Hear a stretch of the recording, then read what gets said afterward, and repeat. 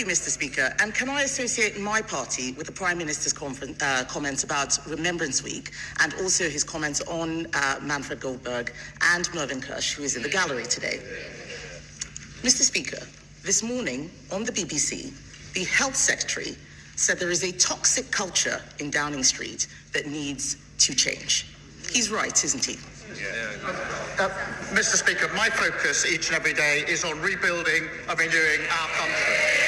But let me be absolutely clear, any attack on any member of my cabinet is completely unacceptable. On the Health Secretary, Mr. Speaker, in relation to Health Secretary, he promised before the election that in the first year of a Labour government, we deliver 2 million extra appointments. We didn't deliver 2 million, or 3 or 4. We delivered 5 million extra appointments. And today the Health Secretary is in Manchester, where he's announcing that because of the action he's taken to abolish NHS England, he's putting more people on the front line. He's doing a great job, as is the whole of my cabinet. Mr. Speaker, what we heard the Health Secretary say this morning was that he wants to cut waiting lists, but we all know that there's only one waiting list that he really wants to cut. But the Prime Minister is not going to do anything about the toxic culture. This is his responsibility. Just last night, his allies accused not just the Health Secretary, but the Home Secretary and even the Energy Secretary of launching leadership bids. These attacks came from number 10, nowhere else, his toxic number 10. The person responsible for the culture in number 10 is his Chief of Staff, Morgan McSweeney. Does the Prime Minister have full confidence in him? Morgan McSweeney, my team and I are absolutely focused on delivering for the country. And let me be clear, of course, Mr. Speaker, I've never authorised attacks on cabinet members. I appointed them to their posts because they're the best people to carry out their jobs. And Mr. Speaker, she asks about waiting lists. Waiting lists are down under this government. The number of GPs is up. And because we scrapped NHS England, we're investing on the front line. That's what the Health Secretary is doing today, getting on with his job, and he's doing a very good job too. Mr. Speaker, I didn't hear him give full confidence to Morgan McSweeney, but the truth is he says these attacks aren't authorised. That means he's lost control of number 10 because that's where they're coming from. But the real scandal, Mr. Speaker, the real scandal is that 2 weeks from a budget, the government has descended into civil war. Instead of fixing the mess they've made of the economy, they're all... Mr. Speaker, they're all chuntering. These are the feral MPs that number 10 has been talking about. They're not my words. They're number 10's words, his words. But unbelievably, Mr. Speaker, the Prime Minister's advisors have been reduced to briefing that MPs can't get rid of him, and I'm not making this up, they can't get rid of him because it would destabilise international markets. Why does the Prime Minister think that there would be a market meltdown if the Health Secretary took over? Mr. Speaker, this is a united team and we are delivering together. Look what we delivered. The fastest growth of the G7. 5 interest rate cuts. Trade deals with the EU, the US and India, all of which they oppose. We've delivered. And I can update the House. If people want to audition for a pantomime, I suggest you go to the Old Vic. Right, pantomime. Mr. Speaker, I can update the House. The Bank of England has upgraded growth today. We've secured £230 billion of private investment. And just this morning, I thought she might welcome it, the SSE have announced £33 billion of investment in clean power. That's what this team are delivering for the country, fixing the mess that they left.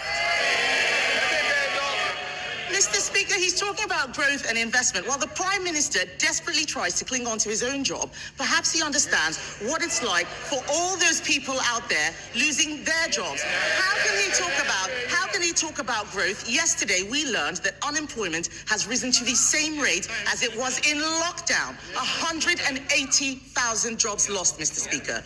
Why does the Prime Minister think that unemployment has risen every single month since Labour took office? Mr. Speaker, let me give the House the details. 329,000 people more are in work since the start of this year. So 329,000 more are in work. Of course, I accept we need to do more in relation to unemployment. That's why we're transforming job centres, which they opposed.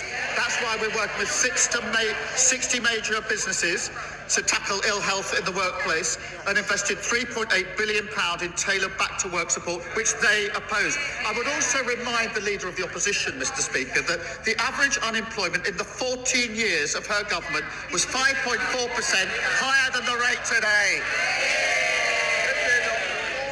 Mr. Speaker, we left employment higher than it was after the last Labour government.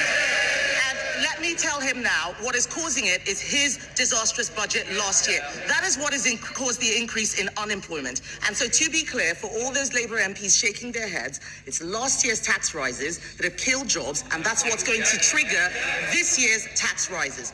This is the tax doom loop, and there is only one way out of it, and that is to cut spending. So why is the Prime Minister instead offering welfare giveaways to save his own skin? Well, Mr. Speaker, I'll tell the Leader of the Opposition why we increased national insurance. It's because of the mess that they left the country in. The NHS on its knees. Now we've got 5 million extra appointments, waiting lists down, and 2,500 more GPs as a result of our decisions. But it's nearly the one-year anniversary, but she still hasn't told us in relation to national insurance whether she agrees and admits that we should do it, or if if that's her position, how she would find the money that we raised in the budget. She's had a whole year to think about that question. Perhaps now she can give us an answer. Mr. Speaker, I wouldn't have made the stupid mistake in the first place of putting up the jobs tax and killing jobs. Since they came in, it's been disaster after disaster. The Deputy Prime Minister, the new Deputy Prime Minister, is clueless about how many illegal migrant sex offenders he's let loose. The Culture Secretary breaking the rules to give her donor a top job. Taxes set to rise even further. Unemployment at levels not seen since lockdown. And in the middle of it, a weak Prime Minister at war with his own cabinet.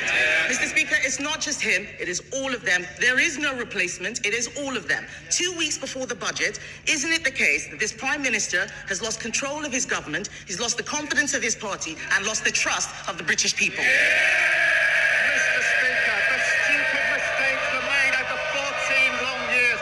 They broke the economy, and now they think that they can lecture us. And now they've got this unserious idea that they can find £47 billion of cuts without saying where they're going to come from. No wonder that's called flimsy. Meanwhile, we're rebuilding the country. Wages up, investment up, mortgages down. Order. Mr. Phil. You are meant to be a senior person on this front bench. You're meant to set an example. It's certainly a bad one today. So's Jan Joseph.